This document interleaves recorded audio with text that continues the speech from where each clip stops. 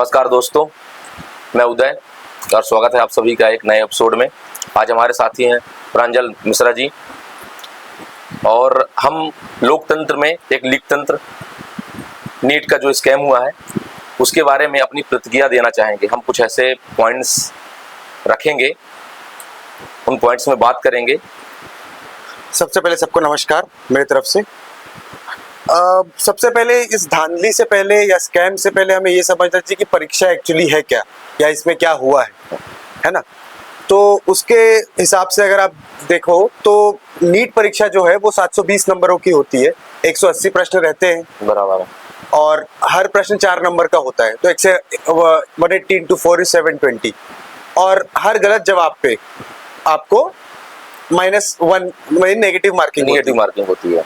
ये बताने का उद्देश्य ये है कि एक्चुअली इशू कहाँ से आया। ठीक है, तो अब इसमें इशू ये है कि मान लीजिए अगर किसी व्यक्ति के 720 में से 720 नंबर आते हैं, है ना, एक एग्जांपल के तौर पे अगर मैं देखूं तो अगर उसका मतलब उसके सारे सवाल सही है पहली बात तो, मतलब उसने पूरे के पूरे किए ना और टाइम में खत्म किए। सबसे बड़ी बात 720 में से 720 आ गए।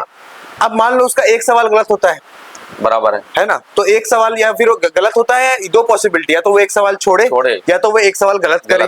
ठीक है, तो अगर वो एक सवाल छोड़ता है ना, तो उसके 716 नंबर आने चाहिए। ठीक है, और अगर वो एक सवाल गलत करता है तो उसके 715 नंबर आने चाहिए, क्योंकि एक नंबर नेगेटिव उससे कटेगा, मतलब 5 नंबर कटेंगे। नीट परीक्षा में इस बार कुछ लोगों के जैसे जो बड़ी बड़ी इंस्टीट्यूशंस है ना, जैसे PW अलग पांडे जी के द्वारा जो चलाई जा रही है, क्योंकि 24 लाख लोग देते हैं। एक बहुत बड़ी जनसंख्या हमारे देश की जो युवा है वो देती है मेडिकल फील्ड की इसको एग्जाम देती है। बराबर है। तो उस हिसाब से अगर देखा जाए तो 720 में से अगर आप देखो तो कुछ बच्चों के 718 719 नंबर आए हैं, जो कि पॉसिबल है ही नहीं। उसको देखते हुए लोगों को ऐसा लगा कि 718 या 719 नंबर तो आ ही नहीं सकते। ये तो पॉसिबिलिटी है ही नहीं कहीं ना कहीं। वाकई में पॉसिबिलिटी है ही नहीं, क्योंकि माइनस मार्किंग है। हाँ, अब इसमें ऐसा जो NTA का जो कहना है, कहीं ना कहीं उनका ऐसा कहना है कि भाई हमने कुछ लोगों को ग्रेस नंबर दिए। ग्रेस मार्क्स या उसको कॉम्पनसेटरी मार्क्स दिए उस पे। अब आपने कॉम्पनसेटरी मार्क्स दिए तो सवाल आता है कि आपने कॉम्पनसेटरी मार्क्स क्यों दिए, है ना। उस पे जो तर्क इनका है कहीं ना कहीं कि भाई हमने कुछ सेंटर्स पे पेपर लेट पहुंचा, है ना, काफी टाइम लग गया पेपर पहुंचने में, है ना, तो उस कारण हमने इनको कुछ सेंटर्स में ग्रेस मार्क्स दिए। नहीं तो ये पॉसिबिलिटी है क्या कि पेपर लेट पहुंचे? मतलब पॉसिबिलिटी हो सकती है, पॉसिबिलिटी हो सकती है कि आपका पेपर लेट पहुंचे। अगर लेट पहुंचता है तो आप उनको ग्रेस नंबर मतलब एक्स्ट्रा टाइम दे सकते हो। एक्स्ट्रा टाइम दे सकते हो या फिर एक्स्ट्रा मार्क्स भी दे सकते हो अगर उसी टाइम पेपर लो। लेकिन वो तो आप निकाल सकते हो सर्वर से। मतलब जो कैमरा का सर्वर है, CCTV फुटेज है, वहां से आप निकाल सकते हो कि एक्चुअली कितने बजे पेपर चालू हुआ। अब चूंकि ऑनलाइन एग्जाम तो है नहीं कि उसी टाइम चालू होगा, बराबर है, ऑफलाइन एग्जाम है कहीं ना कहीं। अब इसमें बात ये आई कि कुछ सेंटर्स ऐसे जैसे एक झज्जर सेंटर है ना, वहां पर ऐसा पाया गया कि भाई वहां पर लेट हुआ है। एक सवाई माधोपुर सेंटर भी है राजस्थान में, वहां पर भी ऐसा पाया गया। और उसके बाद जैसे जैसे समय बीतता गया और इस परीक्षा के बारे में और पता चलता गया कि क्या क्या इशू हुए हैं, तो उसमें ये मालूम पड़ा कि यार और भी सेंटर्स हैं ऐसे जहां पर लेकिन एक हरियाणा के एक और सेंटर है जहां 504 बच्चे बैठे, है ना, उसमें टाइम पे पेपर हुआ, वहां कोई ऐसे समस्या भी नहीं आई। ऐसे बहुत सारे सेंटर। अब इसमें जो एक्चुअल इशू आता है कि भाई जैसे मैंने आपको कहा कि 6 सेंटर्स ऐसे इन्होंने पता किए कि भाई मेनली 6 सेंटर हैं जहां पर ऐसा जहां पर ऐसे इश्यूज हुए हैं, तो हमने कंपेंसेटरी मार्क्स दिए हैं बच्चों को। 6 से ज्यादा भी हो सकते हैं। अब कॉम्पेंसेटरी आपने या फिर ग्रेस मार्क्स दिए, तो सबसे बड़ी बात इस पे ये आती है कि जब आपने कॉम्पेंसेटरी मार्क्स दिए तो कोई भी व्यक्ति पूछेगा कितने मतलब कोई कैलकुलेशन होगा आपका, भाई कितने मार्क्स आप दे रहे हो, कुछ तो कैलकुलेशन होना चाहिए आपका। सही बात है। तो आपने कितने मार्क्स दिए भाई बच्चों को? तो उसमें उनका जवाब ये था कि भाई हमने इतने मार्क्स दिए हैं कि बच्चे को -20 से लेके 720 मार्क्स तक आ सकते हैं। -20 से 720 मतलब आप मतलब अगर आप सवाल पूरा नहीं भी कर रहे हो तो भी आपको 720 मिल सकता है ग्रेस के थ्रू। ये तो हम एक हाइपोथेटिकल सिचुएशन में कि किसी बच्चे के 0 नंबर आए और आपको 720 दे दिए, ग्रेस ही कर दिया। मतलब ये अगर ऐसा किया जब तो ये पूरा तरह घोटाला है। और दूसरी पॉसिबिलिटी ये भी कि अगर मान लीजिए कि किसी के नंबर ज्यादा आ रहा है, उसको कम किया तो एकदम से वो तो जीरो भी कर सकते हैं फिर इस तरह में। जी जी बिल्कुल, वो जीरो कर सकते हैं। वो किया कि नहीं हाँ, किया, किया कि नहीं किया, ये भी एक जांच का विषय हाँ। है। ठीक है, तो अब इसमें जो कुछ बच्चे आए हैं, है ना, तो 1563 बच्चे हैं जिनको ग्रेस मार्क्स मिले। ठीक है, हाँ। तो अब इन सब चीजों के आइडेंटिफिकेशन के बाद बेसिकली ये लोग पहुंचे सुप्रीम कोर्ट के पास कि भाई नेशनल टेस्टिंग एजेंसी का ये ऐसा ऐसा कहना है, जो कि मेरे हिसाब से बिल्कुल वाजिब तर्क नहीं है कि आप वाजिब तर्क है कि आपने एग्जैक्टली ये नहीं बताया कि कितने ग्रेस मार्क्स दिए। हाँ, आपने ये बोला कि बच्चे को यहाँ से इसके बीच में रेंज में आपको नंबर आ सकते हैं।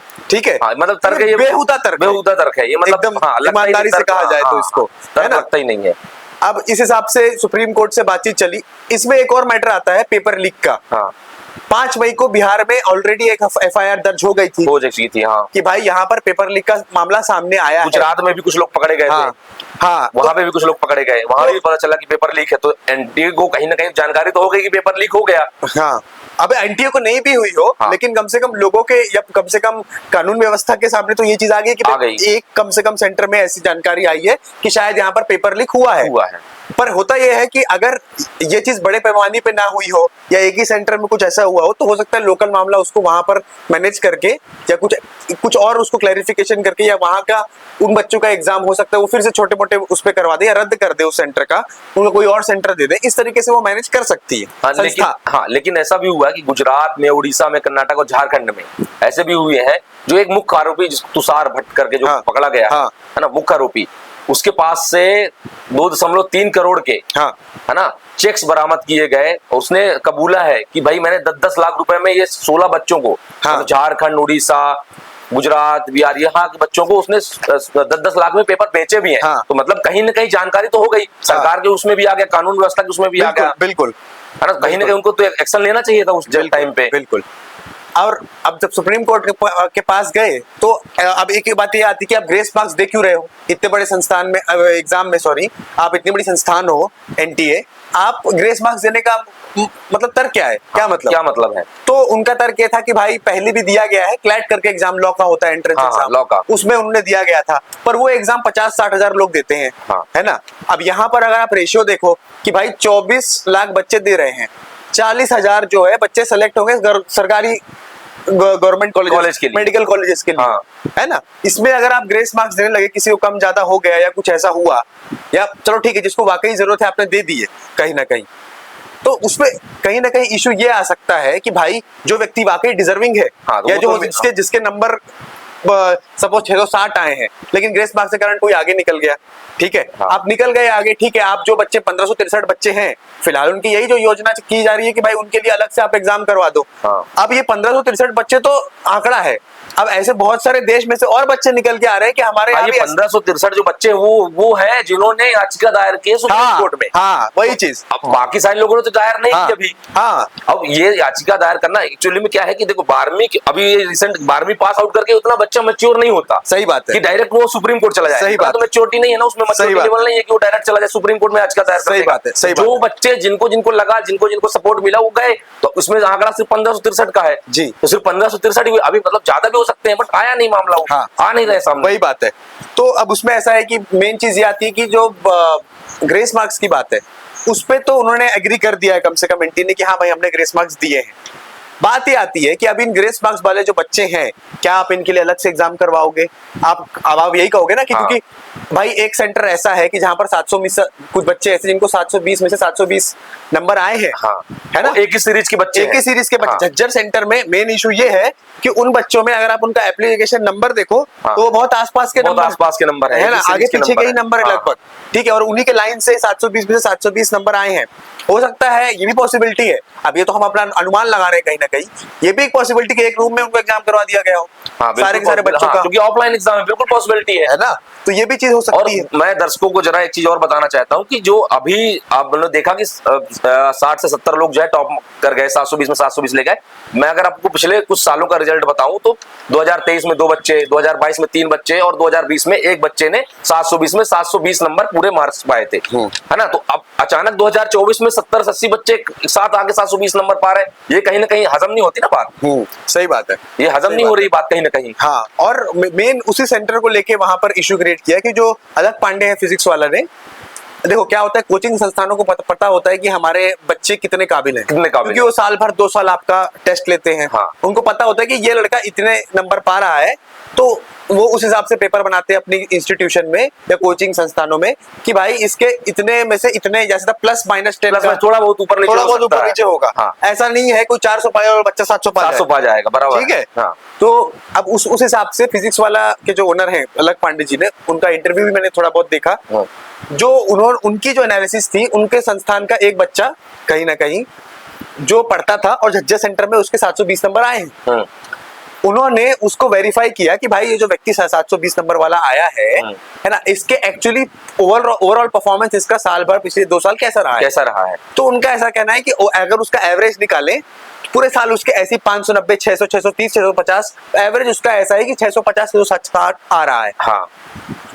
अब अचानक से उसके 720 नंबर आ गए।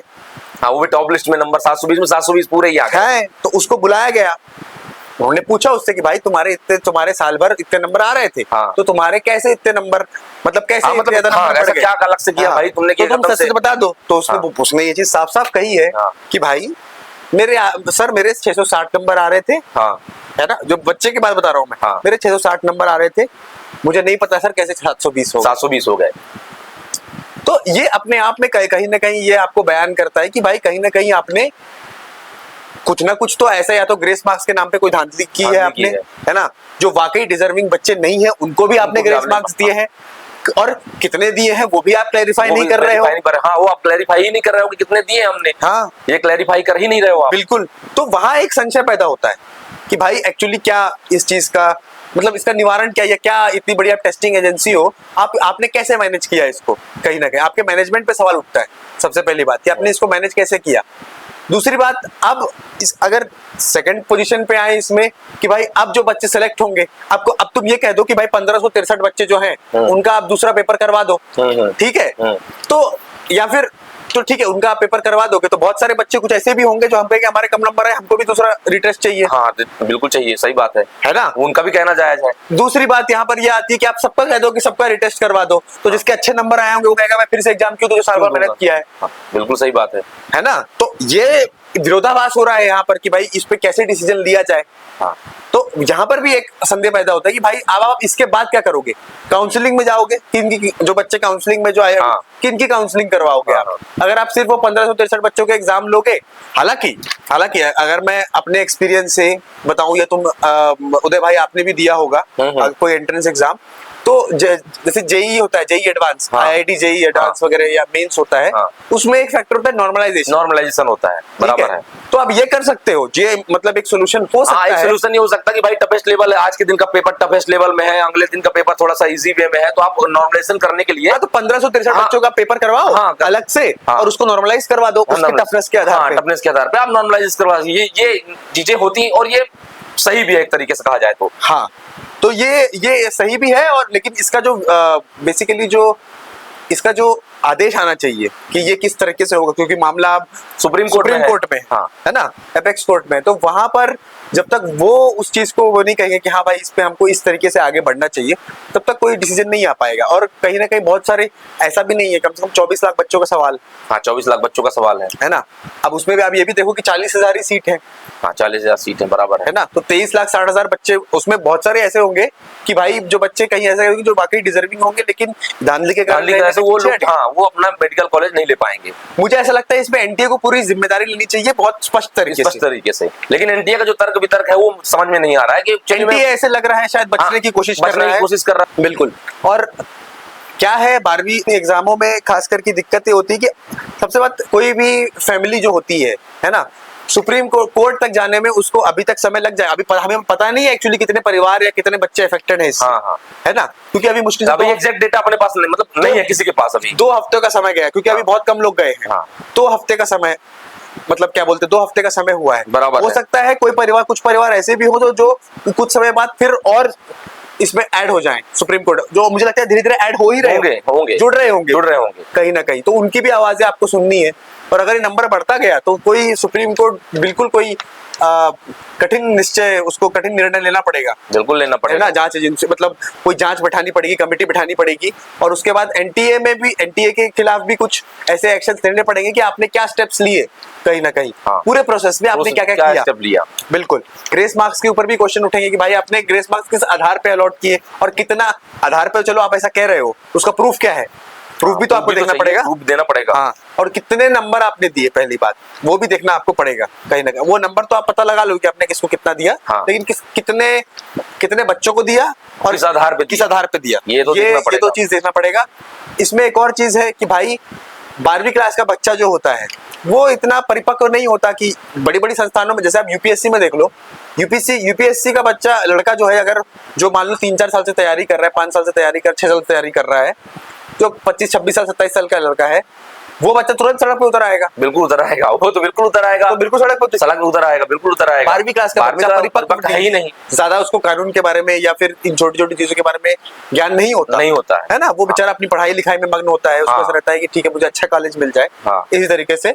तो उसके लिए सड़क पे उतरना वो नहीं है। तो अगर इनके खिलाफ हो गया है ऐसा, बच्चों के खिलाफ, तो कहीं ना कहीं इसमें ये एक अच्छा मतलब डिसीजन है कि कोचिंग इंस्टीट्यूट कम से कम आगे आ रहे हैं, हाँ। और बच्चों की तरफ से हो सकता है उतना वो कर रहे हैं, वो एक अच्छी चीज है। हाँ।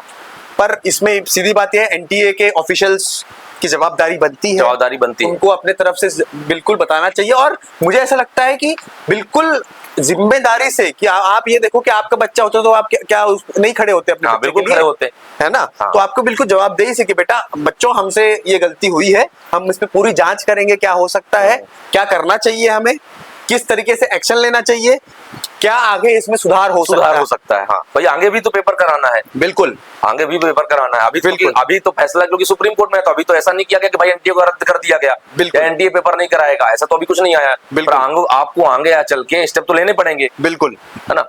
और दूसरी चीज ये भी है कि मुझे एनटीए पे मतलब ऐसा लग रहा है कि वो एक्शन इसलिए नहीं ले रहा है कि ये दूसरी चीज ये भी है कि जैसे आपने पेपर के लिए डेट निकाली, आपकी डेट डिसाइड कर लिया, फिर उसके बाद आपने एक और डेट बढ़ाई, ठीक, फिर अचानक आप डेट बढ़ाने के बाद जब आपकी सारी डेट्स जो है पेपर बनने के आप करने के बाद जो एग्जाम फॉर्म होता है करने के बाद आपने डेट जो है डिसाइड क्लोज कर दी, भाई चलो ठीक है अब सब क्लोज हो गया, ठीक, 16 मार्च को आपने कर दिया, फिर अचानक 9 अप्रैल को आप किस बेस पे एक दिन के लिए फिर से आप ओपन कर रहे हो, 9 मार्च को आपने विंडो फिर ओपन कर दी कि बच्चे आप फॉर्म भर कर सकते हैं। तो ये भी एक शक के दायरे में है ना भाई, कि आप 9 मार्च मतलब 9 अप्रैल को जो बच्चे फॉर्म भर रहे हैं, या हो सकता है वो एक साथ एक सेंटर में बैठ रहे हो, या उनको पास कराने के लिए, उनको बेस दिलाने के लिए एक साथ पेपर, बिल्कुल वो जो झज्जर सेंटर में बच्चे हैं जितने आप देख रहे हो, वो उस एक्सटेंडेड टाइमलाइन में ही उनके फॉर्म भरे गए। मतलब ये पॉसिबल है कि एक ही व्यक्ति शायद उनका फॉर्म भर रहा है, फॉर्म भर रहा है, और वो सारे एक सेंटर में ही दे रहे हैं, और मतलब और वो उनका रिजल्ट भी कहीं ना कहीं 720 में 720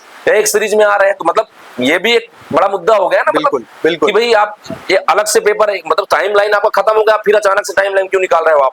और फिर दूसरी चीज, जब रिजल्ट डिक्लेयर करना है आपको 14 जून में, ठीक है, 14 जून को आप जब रिजल्ट डिक्लेयर करना, तो आप 4 जून को रिजल्ट डिक्लेयर कर रहे हो भाई, 10 दिन पहले कैसे अचानक आपने ऐसा क्या सोच लिया भाई कि या आपने ऐसा अचानक ऐसा क्या देख लिया भाई कि अपन 10 दिन पहले ही रिजल्ट डिक्लेयर कर सकते हैं, ऐसा क्या हो गया बीच में।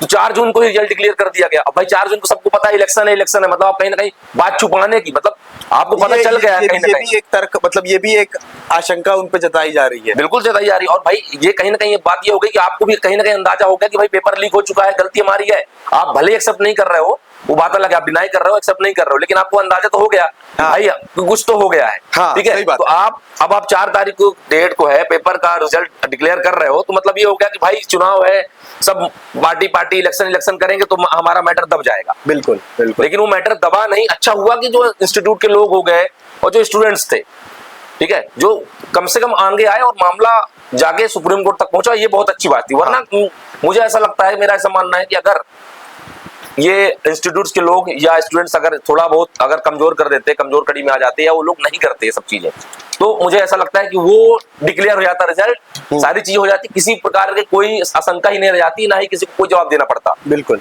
वो हो जाता। बिल्कुल। और ये कोई पहली बार नहीं हुआ, इसके पहले अगर अपन एमपी में देख ले, पटवारी के एग्जाम में भी सेम हुआ। हाँ, पटवारी के एग्जाम में धंधलेबाजी हुई जी, ठीक, आपने पहले तो ज्वाइनिंग रोक दी ठीक, फिर चुनाव आ गया, चुनाव में आपने रोक दिया, फिर चुनाव जैसे खत्म हुआ आपने सबको दे दिया भाई है, आप सब ज्वाइन कर लिए, उसमें इतना बड़ा स्कैम हुआ ठीक है, किसी ने कोई चूं से चाह नहीं किया, स्कैम हो गया, आपने बीच में रोक दिया, फिर इलेक्शन आया, इलेक्शन की वजह से आपने रोका, जैसे इलेक्शन खत्म हो गया सब सरकार बन गई, भैया आपने जो है सबको ज्वाइनिंग दे दी। हाँ, सही बात है ना, सही बात है। इसमें एक चीज और है, जैसे अब इसमें बड़े बड़े नेताओं का नाम आ रहा है, जैसे बिहार के डिप्टी सीएम है, उन्होंने एक आरजेडी के नेता तेजस्वी यादव जी के जो पर्सनल असिस्टेंट है जी, उनका भी नाम ले लिया ठीक है, पर्सनल सेक्रेटरी जो है प्रीतम कुमार, उनके ऊपर भी गंभीर आरोप लगाए कि कहीं ना कहीं ये लोग शामिल है। गुजरात में काफी बीजेपी के नेताओं पे भी आरोप लगाया गया कि भाई 10-10 लाख रुपए लेके, तो इसमें या तो इसमें सरकार भी कुछ नहीं बोल रही है, शिक्षा मंत्री भी कुछ नहीं बोल रहा है, शिक्षा मंत्री जी तो मतलब सरकार बन गई तीसरी बार तो मोदी मोदी मोदी में लगे हुए हैं, वो तो भाई कोई ट्वीट ही नहीं कर रहे हैं। इतना मैटर जब सुप्रीम कोर्ट से फटकार लगी है, इतना मैटर चला गया, सुप्रीम कोर्ट जवाब मांगा, तब जाके धर्मेंद्र प्रधान जी का एक ट्वीट आ रहा है कि भैया की जांच होनी चाहिए, नीचे इस तरह से जांच होनी चाहिए, मतलब अपने आप में दर्शाता है कि भाई आप बच्चों के साथ खिलवाड़ कर रहे हो एकदम। नहीं, वो कह देंगे कि मैं तो अभी तक शिक्षा मंत्री बना हूं। अरे तो अभी शिक्षा मंत्री आप बने हो तो बन तो गए ही हो ना, 4 तारीख को तो आप शिक्षा मंत्री बन गए, आप 7-8 तारीख को 9 तारीख शपथ ग्रहण हो गया आपका, हो गया तो आपको 9 तारीख को बोलना चाहिए ना, तो मोदी मोदी मोदी क्या चल रहा है, मतलब सरकार सरकार सरकार मोदी मोदी मोदी ठीक है, आप भाई तीसरी बार बन गए, बधाई है हमारी तरफ से, बहुत बहुत बधाई सरकार की तरफ से, देश की तरफ से बधाई है। लेकिन भाई जो मेन मुद्दा है, जो लड़के हैं तो उसमें ऐसा हो सकता है उदय भाई कि कहीं ना कहीं वो यही उनके पास यही जवाब होगा कि मामला सुप्रीम कोर्ट में है, मामला सुप्रीम कोर्ट में है, लेकिन आप शिक्षा मंत्री हो भाई, आपको कुछ ना कुछ स्टेप, आपको कुछ ना कुछ कमेटी गठित कुछ तो करना चाहिए आपको। हाँ, आपको कुछ तो करना चाहिए, आपसे आपका भी कुछ ना कुछ एक्शन बनता है एज शिक्षा मंत्री, आप एजुकेशन मिनिस्टर हो अगर, तो आपका भी कुछ एक्शन बनता है उसमें। हाँ, तो वो एसआईटी गठन होगी, हाँ होना चाहिए, मतलब होगी सुप्रीम कोर्ट के आदेश पे, पर उसमें मेन बात है कि 8 जुलाई को जो पेपर लीक के मामले की आप बात कर रहे हो, उसके लिए 8 जुलाई की डेट दी है सुप्रीम कोर्ट। हाँ, सुप्रीम कोर्ट ने 8 जुलाई की डेट दी है। हाँ। तो मुझे लगता है कि कहीं ना कहीं उस दिन वो ये बताएंगे कि भाई अगर पेपर लीक हुआ है वाकई, या कुछ वाकई पूरा मतलब बहुत जगह पे पेपर लीक हुआ है और ये पेपर लीक ही हुआ है इन जनरल, आप ये मानो, तो उस पे फिर एसआईटी बैठेगी और कहीं ना कहीं उस पे फिर सरकार को एक टफ एक्शन, या फिर एनटीए पे भी कहीं ना कहीं फिर थोड़ा सवाल उठेगा। ठीक है, प्रमाणिकता में सवाल उठेगा। दूसरी चीज कि भाई अब 8 तारीख को 8 या 9 जुलाई को जो भी आगे हायरिंग होनी है सुप्रीम कोर्ट में, तो उसके पहले तक तो बच्चों का भविष्य, भाई जुलाई आ गया, जुलाई में एडमिशन होना चालू हो जाता है, आपको पता है, मतलब अभी बच्चे, मतलब अभी किसी का एडमिशन नहीं होगा, कुल मिला के कहा जाए तो वो सब रोक दिया जाएगा। अब कब उसका एसआईटी गठन कर रहे हैं, कब वो लोग फैसला ले पा रहे हैं, कब वो जांच करके प्रक्रिया खत्म कर पा रहे हैं, तो इस बीच में मतलब ये रह जाएगा कि भाई अब स्टूडेंटों को जो है मतलब इस तरीके से कॉलेज नहीं मिल रहा, या वो मतलब वो कुछ टाइम के लिए तो वंचित ही रह गए, मतलब उनका नहीं हो रहा, मतलब वो कहीं ना कहीं पीछे जा रहे हैं। तो ये भी करना चाहिए कि भाई मामला जल्दी निपटना चाहिए। हाँ, मामला भी जल्दी आना चाहिए, नहीं क्योंकि भाई बच्चे नहीं, तो मुझे ऐसा लगता है कि जहां तक काउंसलिंग की बात है, तो वो जब तक कोई ऐसे प्रॉपर इंस्ट्रक्शन सुप्रीम कोर्ट की तरफ से नहीं, हाँ, तब तक तो नहीं होगी, तब तक तो रुका ही रहेगा ना। तो ये अब इसमें ये नहीं कहा जा सकता ना कि भाई कि हाँ 8 तारीख को हायरिंग हो गई, 8 तारीख को एसआईटी का हो गया और इसके बाद 10 या 15 या 20 दिन के अंदर अंदर एकदम से बिल्कुल रिजल्ट आ जाएगा। अब ये भी नहीं, ये अंदाजा लगा पाना बड़ा मुश्किल है। सही बात है, अंदाजा लगाना पड़ा, उसमें टाइम भी लग सकता है भाई, 15 दिन, 20 दिन, 25 दिन, 2 महीने, 3 महीने भी लग सकते हैं, मतलब उसके बीच का जो टाइम मतलब तो खराब हो गया ना। हाँ, सही बात है, पर मुझे ऐसा लगता है कि इसमें सुप्रीम कोर्ट को भी कहीं ना कहीं थोड़ा इसको इमीडिएट एक्शन लेना चाहिए, लेगी ही वो। हाँ, लेना ही, हाँ, काफी 24 लाख बच्चे इन्वॉल्व है, कहीं ना कहीं भविष्य का सवाल है, भविष्य का सवाल, वो कहीं ना कहीं उस पर इमीडिएट एक्शन लेगी ही। दूसरी बात, कहीं ना कहीं मुझे ऐसा लगता है जहां तक पेपर लीक का मामला है उस पे ठोस कार्रवाई होनी चाहिए। हाँ, बिल्कुल ठोस कार्रवाई। अगर उस पे पेपर लीक का मामला आता है और साबित होता है, हाँ, है ना, कि हुआ है वाकई, तो उसमें फिर एनटीए को आप में उसमें देखना पड़ेगा कि कोई इन्वॉल्वमेंट, सबको पता है एनटीए, ये तो बहुत प्रमाणिक है कि भाई एनटीए के लोगों का उसमें इन्वॉल्वमेंट होगा ही होगा 100% होगा, है ना। तभी तो पेपर लीक हुआ, मतलब जो अंदर का कर्मचारी वही पेपर लीक कर रहा है, मतलब 100% है कि कहीं ना कहीं इन्वॉल्वमेंट होगा, है ना। तो आपको उसी आधार पे देखना चाहिए और मतलब एक सॉल्यूशन की तरफ अभी आगे फिलहाल मैं अगर ये कहूँ कि अगले स्टेप्स क्या होने चाहिए कहीं ना कहीं, तो सबसे पहले भाई आप ये डिसाइड करो कि 15-63 बच्चों का अलग से एग्जाम करवाना है या आपको सारे बच्चों का एक साथ एग्जाम करवाना है, क्योंकि ये दोनों एक बहुत बड़े सवाल है। इसमें कुछ बच्चे नाराज होंगे, कुछ बच्चे खुश होंगे, दोनों कंडीशन में। हाँ, दोनों कंडीशन में, ठीक है। दूसरी बात ये, आपको पेपर लीक की जो डेट है 8 जुलाई, उसमें आपको ये चीज देखनी है कहीं ना कहीं कि भाई उसमें क्या डिसीजन देते हैं, हाँ, सुप्रीम कोर्ट क्या दे रहा है, सुप्रीम कोर्ट का क्या कहना है। हाँ। और वो तो एक अच्छी बात है, मैं इसमें एक नाम लेना चाहूंगा कि एक बहुत अच्छे वकील है जय साई दीपक, जो हाँ जय साई दीपक जी, वो बच्चों की तरफ से हाँ, इसके केस को आगे बढ़ा रहे हैं, और उन्होंने पहले भी काफी अच्छे केसेस लड़े हैं। तो ये उम्मीद है हमें कि कहीं ना कहीं कि एक जो डिसीजन आएगा कहीं ना कहीं बच्चों के फेवर में आएगा, और उनको कहीं ना कहीं अगर कुछ धांधली हुई है या कुछ स्कैम हुआ है तो उसके उनके प्रति उनको कुछ न्याय या फिर उनको कोई नई अपॉर्चुनिटी इसमें मिलेगी ही मिलेगी, या कोई कॉम्पनसेशन उनको मिलना ही चाहिए। हाँ। ऐसा, और जो जिन बच्चों का वाकई नुकसान हुआ है टाइम की वजह से, उनके लिए भी सुप्रीम कोर्ट कुछ ऐसा निवारण निकालेगी कि भाई ठीक है तुम फिर से एग्जाम दे दो, जो तुम्हारा है हम नॉर्मलाइजेशन करके उसको फिर वो कर देंगे, मतलब नॉर्मलाइजेशन करके फिर तुमको उसके हिसाब से सीट दे देंगे। तो ये एक पूरा इसका वो है। और जब इसको आगे और थोड़ा आगे देखें तो कहीं ना कहीं देश के लेवल पे, शिक्षा स्तर के लेवल पे हमें कहीं ना कहीं इन चीजों से जो बार बार ये लीक हो जाते हैं, पेपर लीक हो जाते हैं, या कहीं ना कहीं इसमें सुधार लाने की जरूरत है। है ना। ब्लॉक लेवल पे, डिस्ट्रिक्ट लेवल पे, जिला स्टेट लेवल पे, नेशनल लेवल पे कहीं ना कहीं ऐसी जांच एजेंसी आपको, मतलब कहीं ना कहीं ऐसा करना पड़ेगा कि भाई हर स्तर पे आपके पास एक फिल्ट्रेशन होना चाहिए कि भाई आप चेक कर पाओ कि ग्रामीण लेवल तक ये चीजें कम से कम लीकेज नहीं हो रहा है। हाँ, मुश्किल है, मैं ये नहीं कहता कि हमारा देश काफी बड़ा है, काफी विस्तारपूर्ण है, लेकिन आपको कहीं ना कहीं कम से कम इसको मिनिमाइज तो करना पड़ेगा, ट्रांसपेरेंसी लानी पड़ेगी, ट्रांसपेरेंसी लानी पड़ेगी। बेसिकली एनटीए बनाने का उद्देश्य ही था कि ट्रांसपेरेंसी रहेगी। हाँ, थोड़ा ट्रांसपेरेंसी रहेगी सारी चीजों में, अलग से संस्था बैठेगी, टेस्ट कराएगी, रिजल्ट डिक्लेयर करेगी, ट्रांसपेरेंसी रहेगी, बच्चों के भविष्य के साथ खिलवाड़ नहीं होगा। ठीक है, वो तो मतलब मैं फिर भी ये कहूंगा कि वो जांच का विषय है, उस पे सुप्रीम कोर्ट को अभी हमें रुकना चाहिए क्या बोलती है। लेकिन अगर पाए जाते हैं इसमें, यदि हम लगाते हैं, यदि वो पाए जाते हैं, तो मुझे ऐसा लगता है कि जो हो गया सो हो गया। अब एनटीए को अपनी गलती सुधारने के लिए कहीं ना कहीं बहुत स्ट्रिक्ट एक्शन लेने चाहिए, और अपने कर्मचारियों के चाहे कितने भी बड़े लेवल के हों, उनके खिलाफ एक सख्त कार्रवाई करनी चाहिए, क्योंकि काफी बच्चों का, काफी बड़े मतलब आप कहोगे काफी बड़े पैमाने पे लोग नीट परीक्षा बहुत सालों तक देते हैं, बिल्कुल, है ना। यूपीएससी जैसे जेई, आपने कभी नहीं सुना होगा यूपीएससी में धांधली हो रही है? नहीं, सही बात। यूपीएससी के पेपर में धांधली हो रही है, क्यों?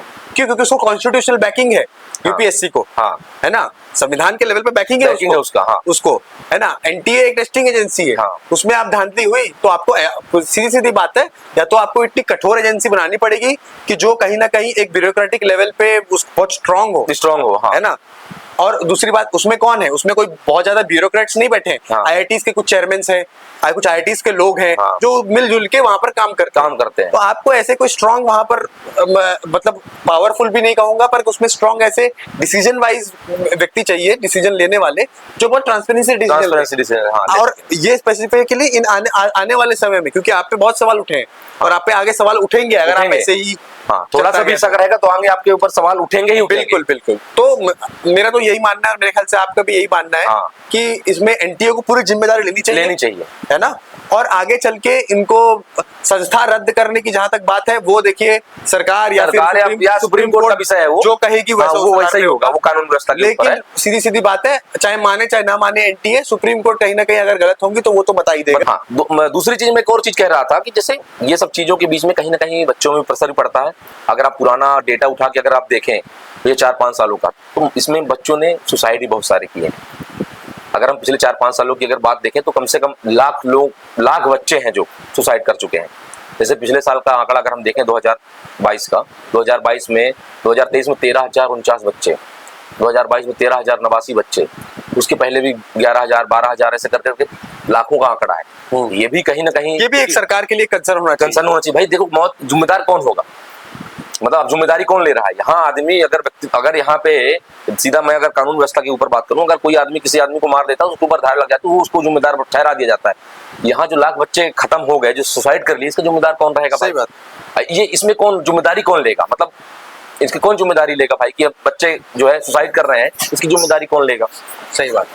तो इसको भी देखना चाहिए कहीं ना कहीं, क्योंकि भाई ट्रांसपेरेंसी रहनी चाहिए, बच्चों के भविष्य के साथ कहीं ना कहीं खिलवाड़ नहीं होना चाहिए। क्योंकि निम्न वर्गीय, मध्यम वर्गीय है ना, अपर वर्ग का लेवल भी कहीं ना कहीं जो इतने सारे लोग हैं सब पेपर देते हैं, सब तैयारी करते हैं।